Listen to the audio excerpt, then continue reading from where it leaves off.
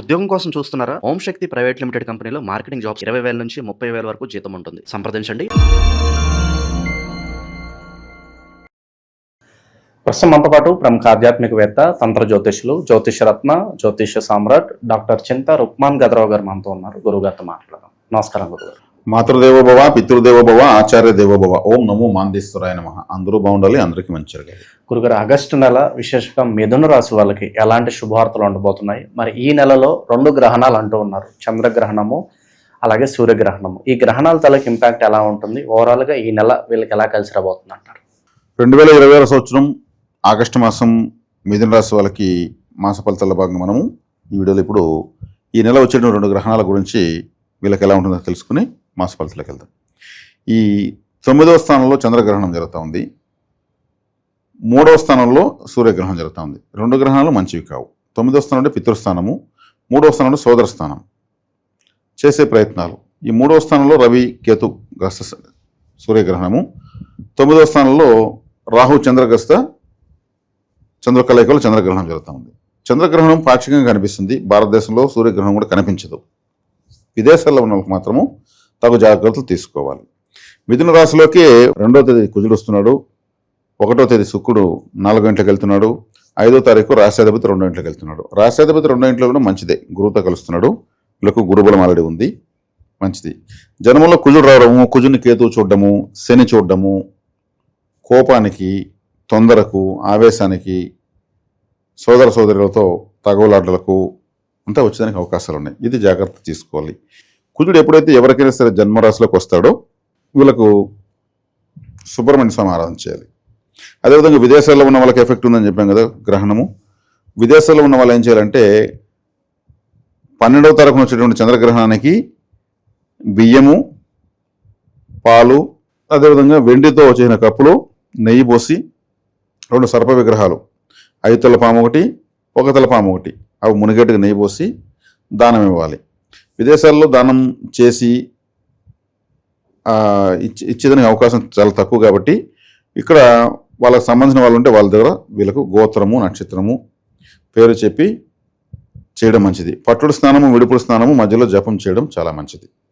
ఇక రవిగ్రహణానికి వచ్చేక్కడికి గోధుమలు, ఒక రాగి కప్పులో 2 చిన్న సర్పాలు పెట్టి నెయ్యి, మునిగే వరకు నెయ్యి పోసి దానం చేయడం మంచిది. ఇక్కడ భారతదేశంలో వాళ్ళకు తెలిసిన వాళ్ళ ద్వారా చేపించడం మంచిది వాళ్ళ పేరుతో.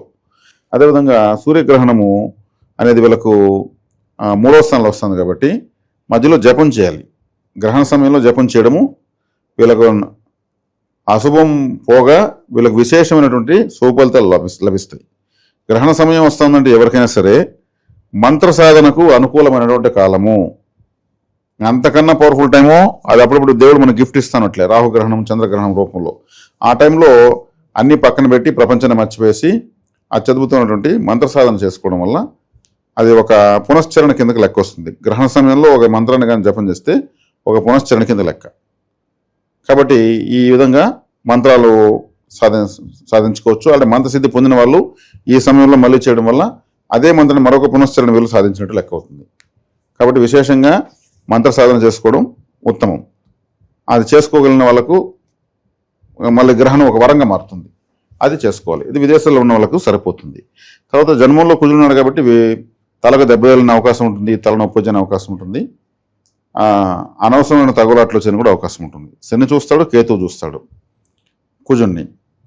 కేతువు 11 దృష్టి చూస్తాడు, శని 10వ చూపుతో చూస్తాడు. శని ఆల్రెడీ జూలై 27వ తారీఖుని వక్రంలో ఉంటూ వక్ర చూపుతో వెనుక నుంచి 10వ స్థానాన్ని మిథునం చూస్తాడు. కాబట్టి ఈ సందర్భంలో కాలభైరవ ఆరాధన, సుబ్రహ్మణ్య ఆరాధన, విఘ్నేశ్వర ఆరాధన చాలా ఇంపార్టెంట్. కాలభైరవ ఆరాధన శనేశ్వరుడికి, సుబ్రహ్మణ్య ఆరాధన వచ్చి కుజుడికి, విఘ్నేశ్వర ఆరాధన కేతువుకి. ఇది ఖచ్చితంగా చేసుకోవాలి. ఇతర దేశం ధనపరంగా బాగానే ఉంది వీళ్ళకు. 2వ ఇంట్లో రాష్ట్రాధిపతి గురువు ఉచ్చస్థితిలో ఉండడము చక్కగా ఉంది. ఇక 9వ స్థానంలో ఉన్నటువంటి చంద్రగ్రహణం వల్ల తల్లికి తండ్రికి ఇద్దరికి అరిష్టం అని చెప్పచ్చు. ఏదన్నా వీళ్ళు వాళ్ళ పేర్లతో ఏదైనా అర్చన ఏదైనా చేయించడం చాలా మంచిది. ఏదైనా ఆలయంలో అభిషేకం లాంటివి చేయించడం మంచిది. ఇక మిథున రాశి వాళ్ళకు 10వ ఇంట్లోకి శని వక్రించాడు కాబట్టి జన్మజాతకంలో ఎవరికైతే శని వక్రంలో ఉంటాడో వాళ్ళకి మంచిది ఇప్పుడు.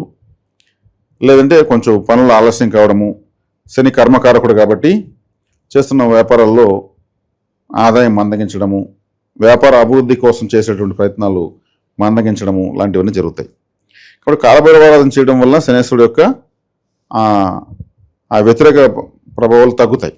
ఇది ఖచ్చితంగా చేసుకోవాలి. ఇన్వెస్ట్మెంట్స్ పరంగా వీళ్ళకి ఏమైనా సలహాలు సూచనలు ఇస్తారు గురుగారు? ఇన్వెస్ట్మెంట్ పరంగా సలహాలు సూచనలు ఉన్నప్పుడు వీళ్ళు ఇప్పుడు వస్తున్న ఆదాయాలను అట్లే కంటిన్యూ చేసుకోవడం మంచిది. సేవింగ్స్లోకి వెళ్ళడం మంచిది. శని వక్రం నశించిన తర్వాత అప్పుడు ఇన్వెస్ట్మెంట్ చేసుకోవడం మంచిది. ఇప్పుడు 10వ స్థానంలో వృత్తి స్థానంలో శని వక్రంలో ఉన్నాడు కాబట్టి ఇప్పుడు శుక్రుడు వీళ్ళకి 4వ ఇంట్లో నీచబడుతున్నాడు. 1వ తేదీ కరెక్ట్గా శుక్రుడు కన్యారాశిలోకి ఎంటర్ అవుతున్నాడు. కాబట్టి ఈ రాశిలో పుట్టిన పురుషులు వివాహ ప్రయత్నాలు చేయకపోవడం మంచిది.